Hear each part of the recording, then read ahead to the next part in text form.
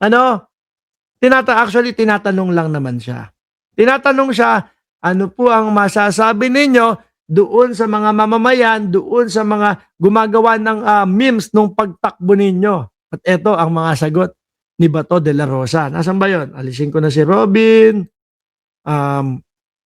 Saan ba yun? Ito, Legarda, Trillian, at si Bongo. Mamaya na si Bongo. Kasi susunod natin si Bongo. Oh, mga bossing. Oh, nasaan ba yung kay Julius Babaw? Kay Trillanes. Oh, ito yata eh. Hindi pa ito. Private, kaya si sana pumasir sa inyo. Sir, pero nagkausap. Ito. Nakita po kayo. Ito ba yun? Sandali lang ha. Hinahanap ko lang ho mga kababayan eh. Ano yun eh? Interview ho yun ni Julius Babaw kay Bato de la Rosa, mga bossing. Huwag mo akong ipadala sa dahig, si Trillanes, si Bongo. Ito yata, ito. Nasaan ba? Sandali. Hindi. Ngayon pa lang natin ilalagay dito, mga kababayan. Ito yung takbo. Julius Babaw, oh. Senator, magandang gabi po. Yes, Oh. Nako, bawal yung tumawa dito ha. Dito sa ano na to, sa topic na ito. Sandali, nakita ko yung kaibigan natin na si Simply Talkies eh. Oh, yan. Pakisuportahan po yung channel ni Simply Talkies, mga kababayan. Magaling ho. Na komentador yan, no? Hindi ho labentador ha, yung sinabi ko. Komentador ho, commentator, mag-reaction video, at shoutout din doon sa pinsan ko. Nandiyan na si pinsan, oh. Igagawa akong pandesal nito, papakainin ako ng pandesal nito. 2 pinsan ha. Tapos samahan mo na ng kahit anong masarap na kainin. Kapag ka bumisita kami dyan o ako dyan sa Singapore. Ngayon no, mga kababayan, eto, bawal tumawa dito ha. Ayan, sabi ng pinsan ko, oh, pinsan, akala ko ba 8 a.m. pa ang live today? Hindi, inagahan natin. Alam nyo kung bakit? Kasi po sabi ng mga matatanda sa amin, iinom ko daw po ng gin bulag. Yung lalamunan ko. Gusto ko lang sundin yung mga nakatatanda. Eh, ayoko naman pong bastusin, mga kababayan. Sabi, gin kalamansi. Mawawala yung sabi ko, oh sige. Eh, subukan ko. Labag po sa aking kalooban. No? Na uminom ng serbesa. Hindi ko po ginagawa.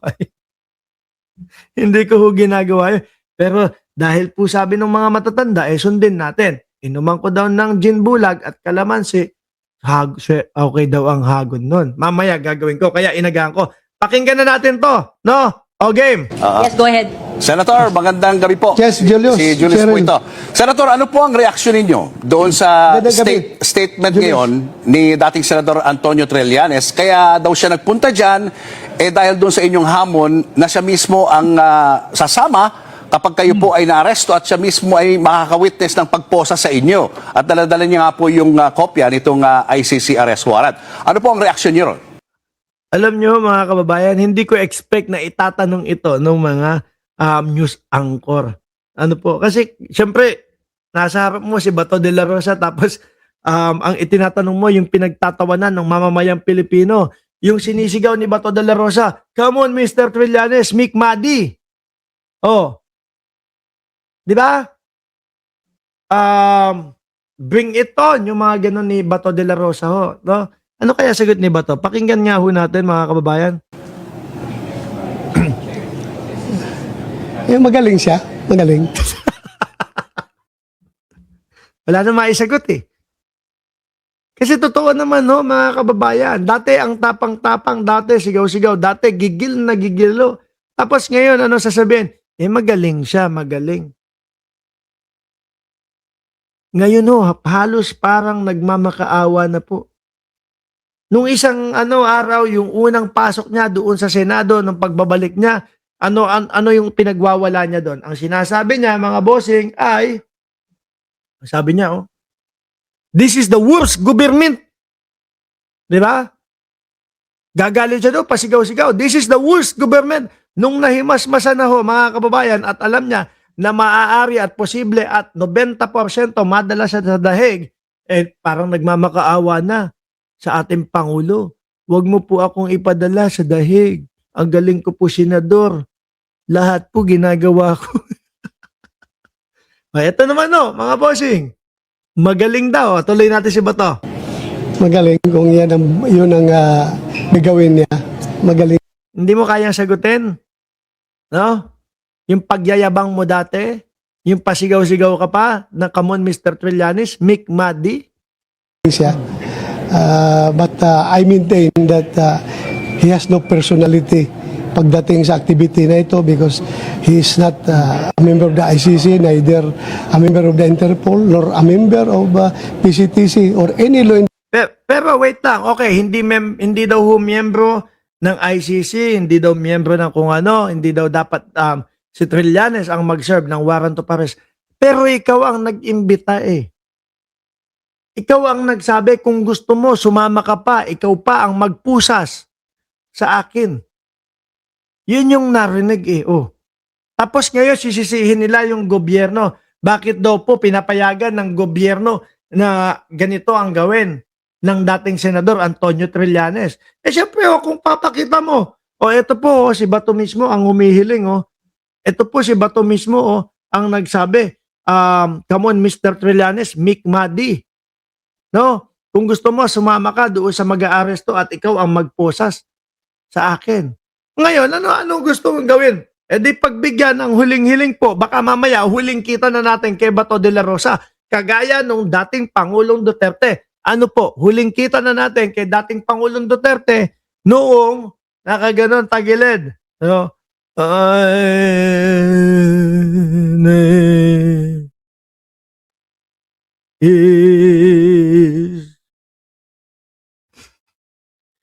Tatagal tayo dito. Rodrigo Duterte.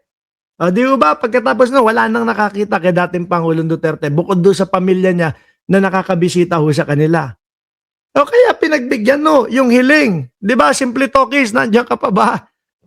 Pinagbigyan yung hiling nitong si Bato de la Rosa. Kunyang life, good morning din po sa inyo. Tuloy. Enforcement agency, dapat mag-i-effect ng warrant na yan. Kung nagtataka lang kami, bakit siya may hawak ng warrant of arrest? So yung statement mo noon, Sir, Baka meron siyang kopya. Bato, naalala mo, isa si Trillanes doon sa sumama, doon sa mga pumunta ng Dahig. Diba? O sa pumunta ng ICC para tulungan yung mga biktima di umano ng Oplan Tukhang ninyo. O siya yung sumama. Di ba? Siguro, bilang isa sa kasama, hindi ho ako sigurado dito, pero bilang isa sa kasama o sumama doon sa mga biktima, karapatan ninyo na malaman kung ano yung aming mga pagkilos, ang aming mga ginagawa at kung kailan huhulihin na arestuhin yung mga sinasabi nyong tsumugi sa inyong mga kaanak. Di ho ba, mga kababayan? Ito ang aming ang aming pagkilos.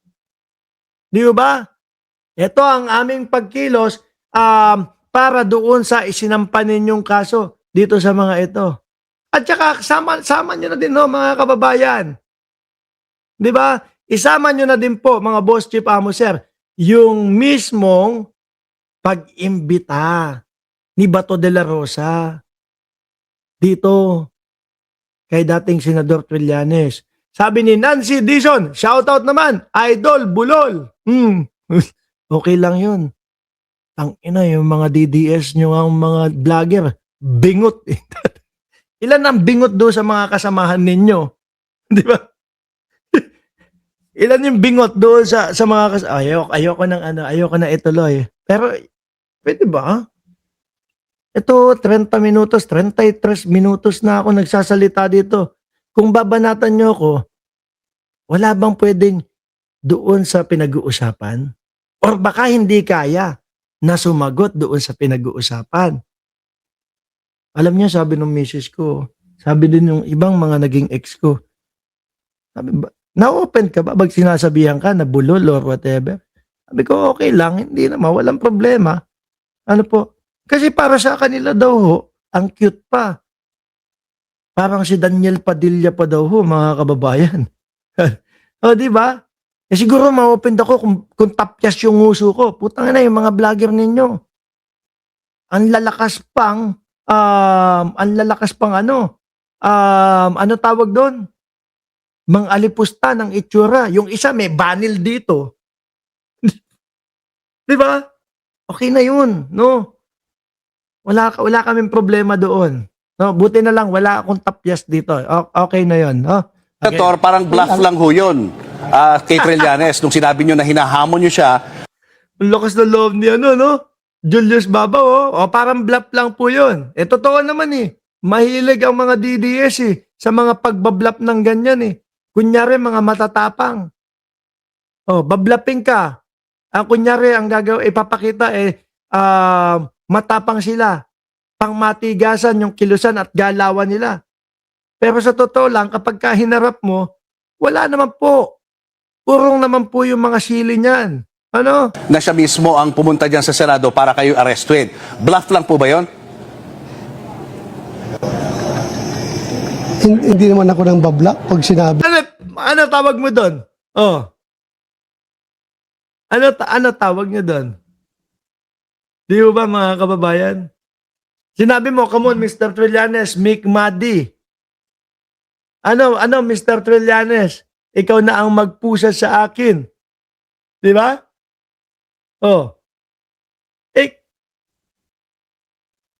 Bakit hindi mo Ba't hindi mo masagot? Hindi mo magawa? Hindi ka makaharap ngayon. Di ba? Sabi ko, I really mean it. Pikon, hindi. Alam mo, isinilang itong channel na ito ng bardagulan. Isinilang ang channel na ito na sumasagot kami doon sa inyong mga komento. Di ba? Dito hindi kagaya ng mga DDS na mga na mga vlogger. DDS na mga vlogger, kapag nakita nila, merong supporter ni Bongbong Marcos na naligaw. Sasabihin doon sa mga, i-delete niya, tanggalin. Hindi. Dito, nakikipagbardago lang kami. Sinasabi namin na totoo. Kung sinasabi nyo, nabulol ako, sinasabi namin, yung mga vlogger ninyo, bingot naman. May mga banil pa sa kilikili. Diba? Ganun kami dito. Gumaganti kami. Bumabawi kami. Hindi yung, tanggalin mo yan, tanggalin mo. Hindi kami ganun kaduwag. No? Hindi kami ganun kaduwag. Okay? So expect mo na talagang sasagot at sasagutin ko yung mga komento mo. Kung ginawa niya yung kahapon, I don't know what will happen. Tingnan mo nga itong Bato de la Rosa ninyo, namumutla na. Ang yabang-yabang dati. Come on, Mr. Trillanes, make muddy. Tapos ngayon parang hindi makabasag pinggan. Kung ginawa niya yun, edi magaling. Senator, ngayon po ay kumakalat po yung video nyo na kayo po ay tumatakbo, no? At ito'y ginagawa pong meme sa social media. Ano po? Takbuhin pa. Kayo mga DDS, totoo, bakla, duwag ba kayo? Pasensya na po, no? Hindi ko gusto yung gamitin yung salitang bakla, mga kababayan. Duwag kayo, Di ba? Purong mga itlog ninyo kapag kayong harapan na. Mga bossing, pagkaharapan na, urong ang mga itlog nitong mga ito. Kagaya na lang, Baste Duterte nila. Yung Baste Duterte nila, ang yabang-yabang. Suntukan, ganito, ganyan. Bubugbugin ko si General Torre pagka nakasuntukan ko. Ano ginawa? Doon lumipad, papunta ng Singapore. Nakailang banta si Baste Duterte. Ngayon, may pangatlong pagbabanta. Meron pangatlong hamon. Yung kay Madriaga naman. Magsama si Madriaga.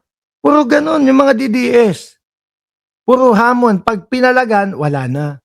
Ganito na mukha, Ito sandali, tapusin ko lang si Bato, tapos may papakita ko sa inyo mukha. Ang inyong reaksyon na ginagawa pong katatawanan ng iba, yung inyong pong pagtakbo? Hayaan mo lang sila kung yan ang ikaliligaya nila. They're entitled to their own opinion. Hindi opinion yun. Totoo na tumakbo ka. No? Totoo na ang lakas mong maghamon, tapos ganito na ang itsura mo kapag ka-arrestuhin ka na at kapag ka nandyan na sa harapan mo. Tingnan nyo mga kababayan. Stress si Kalbo. Stress si Bato. Halatang walang tulog, halatang walang kain. Diba? Tingnan nyo, namumutla na ho ang mukha. Namumutla na ho ang mukha, mga kababayan. At hindi lang po si Julius Babaw, mga bossing, ha? O eto pa, meron pa ho dito. Yung pag-interview naman ho, mga boss chief amo, sir, kay dating Senador Trillanes. Eto naman ho, mga kababayan. Yung In-interview naman. Ano ang masasabi ng dating senador na si Antonio Trillanes doon sa pagtakbo ni Bato de la Rosa? Ano hong reaksyon nyo na tinakbuhan kayo ni Senator Bato at hiniling nga niya na umalis kayo sa Senate? May nabasa akong comment doon sa sa mga Facebook. Sabi, mas nakakahiya pa daw maging DDS kesa matai ka sa short. Diba no mga kabataan natin yung miski ngayon, no? Yung tipo bang kapag ka na-etchas ka, naigit ka sa short mo, nakakahiya. Pero ngayon, ang sinasabi nila, mas nakakahiya na maging DDS kesa matai ka sa short.